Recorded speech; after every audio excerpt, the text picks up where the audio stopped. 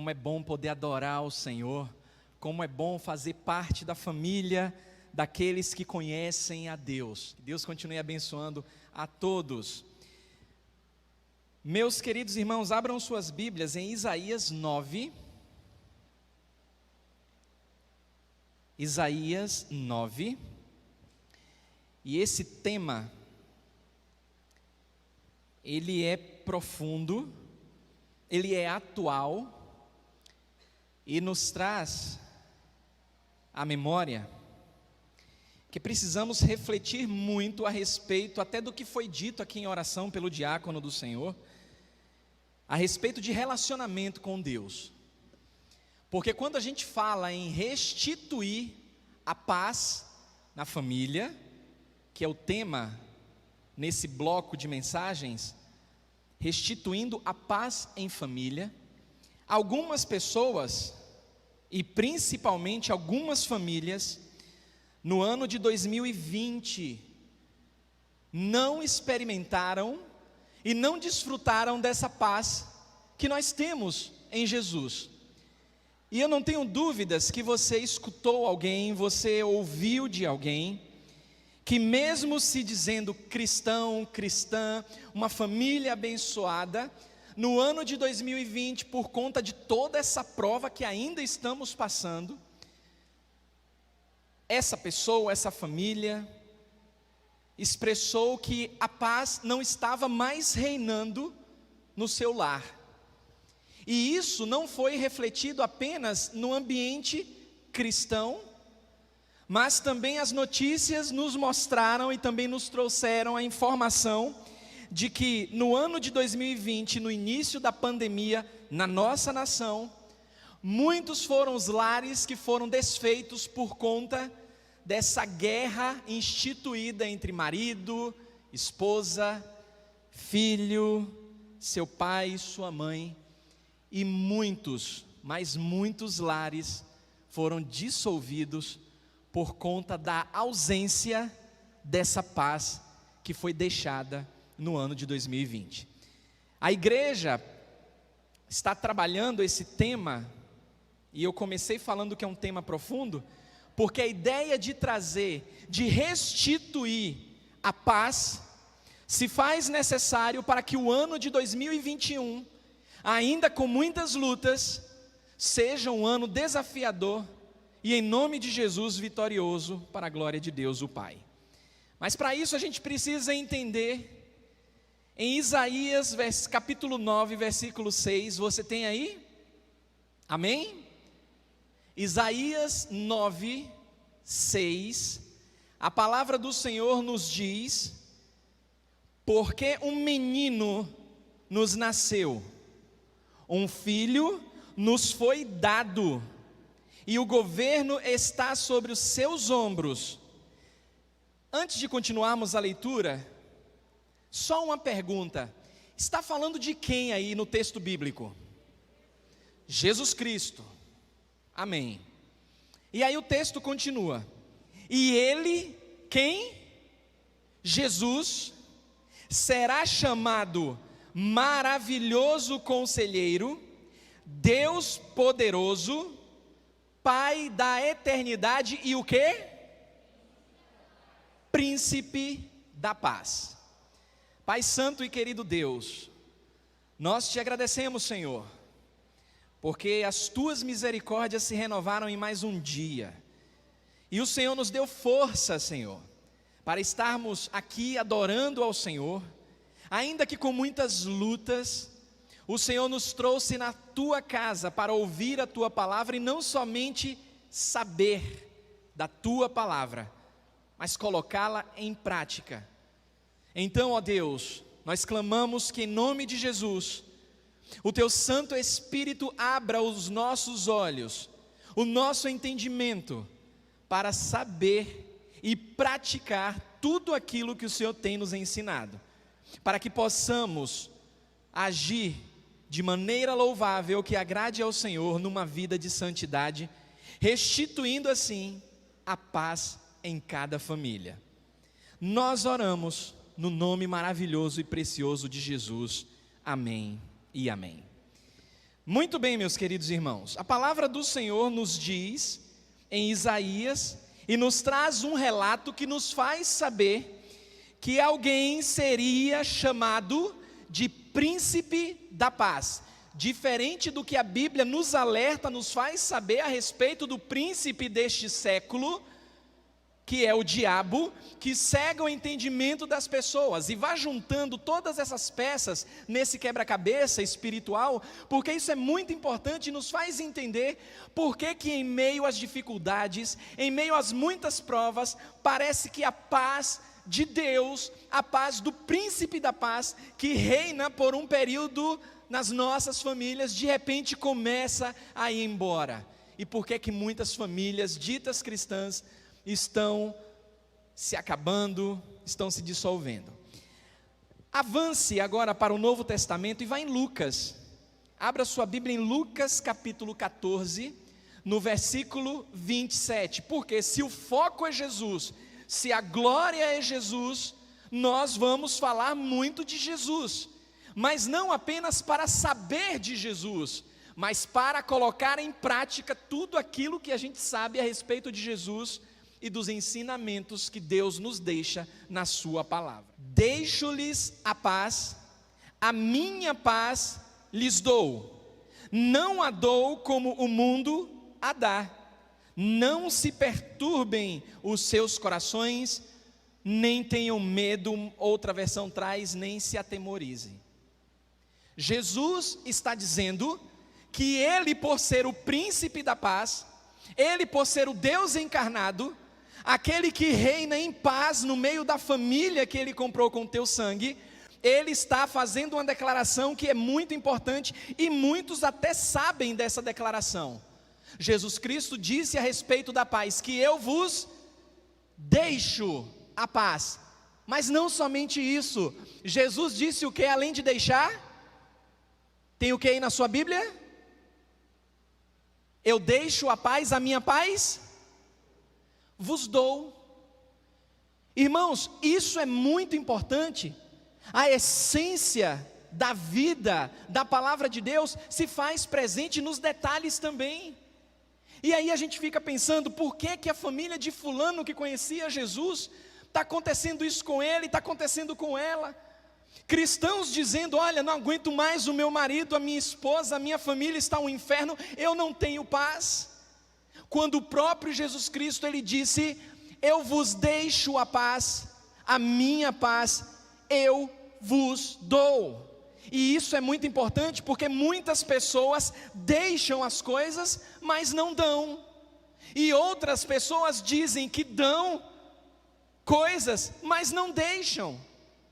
Eu posso chegar aqui e dizer, olha, eu vou deixar aqui o meu material de trabalho, vou deixar aqui no púlpito, e depois eu vou para casa. Significa que eu dei o meu material de trabalho para alguém? Claro que não, eu apenas deixei. Ou simplesmente eu posso dizer, olha, como muitos fazem, eu vou te dar um presente, eu vou te dar algo importante para o seu estudo, mas quando eu for embora eu levo.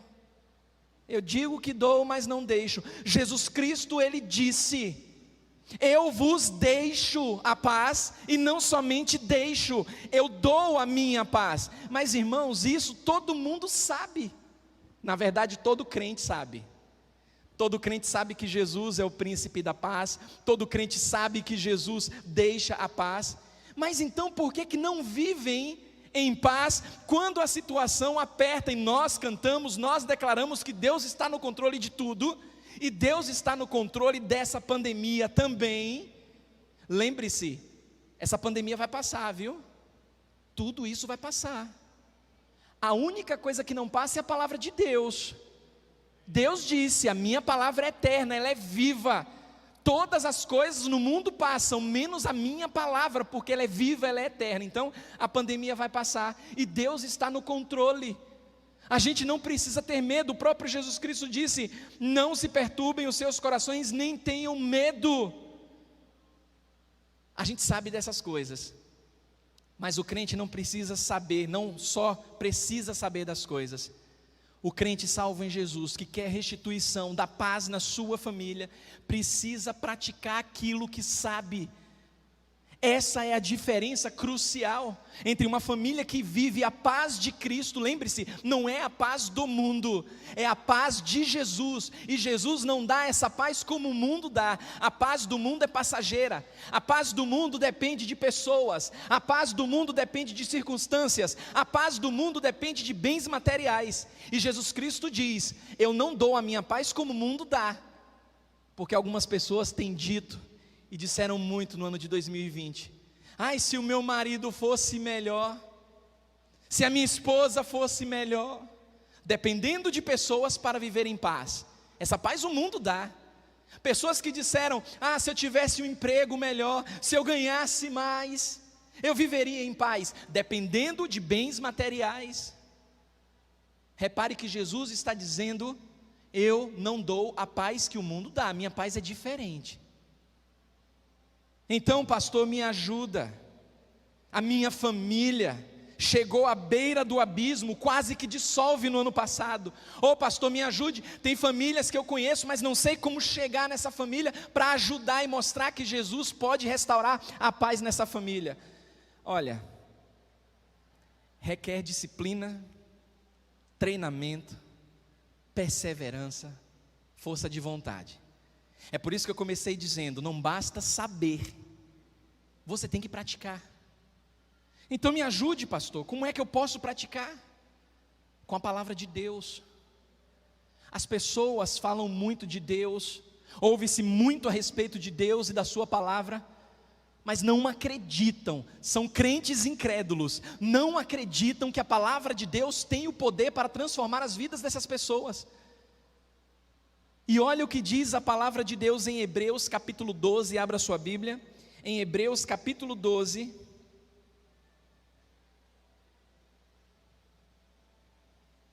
Hebreus capítulo 12, versículo 14, olha o que diz a poderosa palavra de Deus, Hebreus 12, versículo 14, a palavra de Deus nos diz assim, a minha versão traz dessa forma: esforcem-se para viver em paz com todos e para serem santos, porque sem santidade ninguém verá a Deus.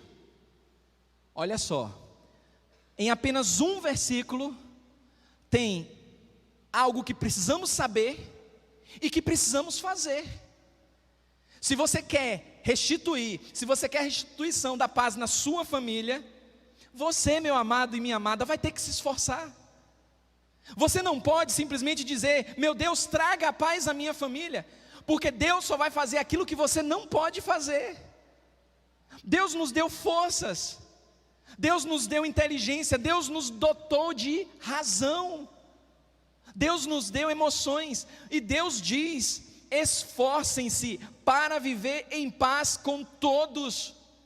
Ah, mas eu não consigo. Você consegue, porque a Bíblia nos ensina que maior é aquele que está em nós do que aquele que está no mundo.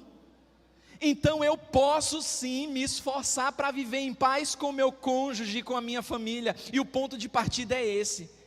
Eu preciso tomar essa atitude. Eu não posso depender apenas da minha esposa, do meu marido, do meu filho, das circunstâncias para que esta restituição da paz aconteça. Eu tenho que fazer a diferença. Eu tenho que dar o primeiro passo. Por isso que a Bíblia diz: se esforce, não dependa dos outros, faça a sua parte. E a Bíblia nos faz saber para quê? Para sermos santos, pois sem santidade ninguém verá o Senhor. Essa questão de esforço exige prática e treinamento, e a gente precisa dar esse passo.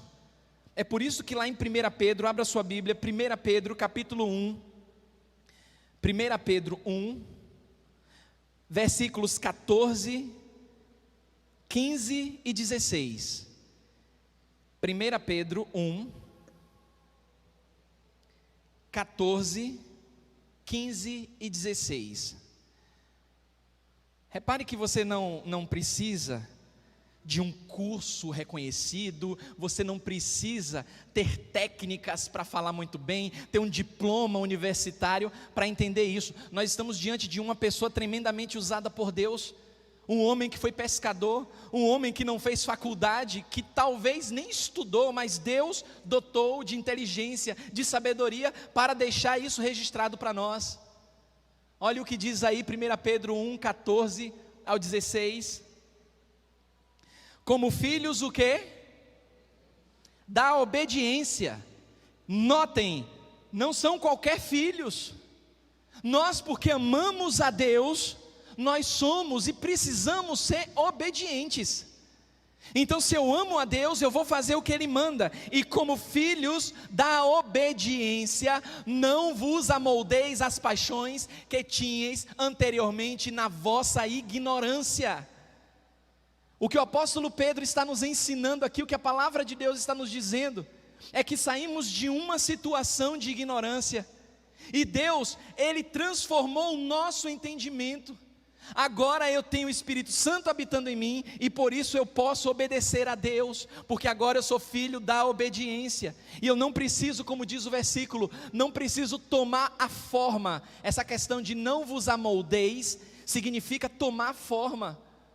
Eu não preciso tomar a forma, os meus sentimentos, as minhas paixões, não precisam ser as mesmas que eu tinha quando não conhecia Jesus, mas agora eu conheço a Jesus, e eu quero viver como Jesus manda. E aí o versículo 16 diz, versículo 15 diz, mas assim como é santo, olha só, pelo contrário, segundo é santo, aquele que vos chamou, a Bíblia diz, Deus é santo, santo, santo, tornai-vos santos também vós mesmos. Eu ouço isso, através da obediência, eu tenho que praticar. E quando, a Bíblia também diz, vós mesmos em todo o vosso procedimento. Tudo que eu fizer tem que ser para a glória de Deus. Não adianta eu fazer as coisas, a minha família está muito bem apresentada na igreja, sentada no banco, uma coisa muito linda, mas chegar em casa, não viver a paz que Jesus deu e deixou. E para isso acontecer, nós temos que dar sempre o primeiro passo, sem depender das circunstâncias. Porque a Bíblia diz no versículo 16, porque escrito está, sede santos, porque eu sou santo, disse o Senhor. Todo mundo que conhece e diz conhecer a Jesus, quer viver em paz, mas não quer dar o primeiro passo, está sempre esperando o outro. Se ele fizer, se ela fizer, eu faço. Eu não vou dar o primeiro passo, eu não errei, não foi eu que fiz. Lembre-se, Jesus não cometeu pecado algum, e a Bíblia declara que como ovelha muda ao matadouro, ele ficou calado. Bateram no rosto do príncipe da paz, cuspiram no rosto do príncipe da paz, e às vezes a gente se coloca num patamar de sobriedade, de eu sou bonzinho, eu mereço isso e aquilo outro. Nós não merecemos nada. Precisamos entender quem é Jesus, o que Ele fez e o que eu posso fazer com a ação do Espírito Santo, para que a minha família possa viver em paz.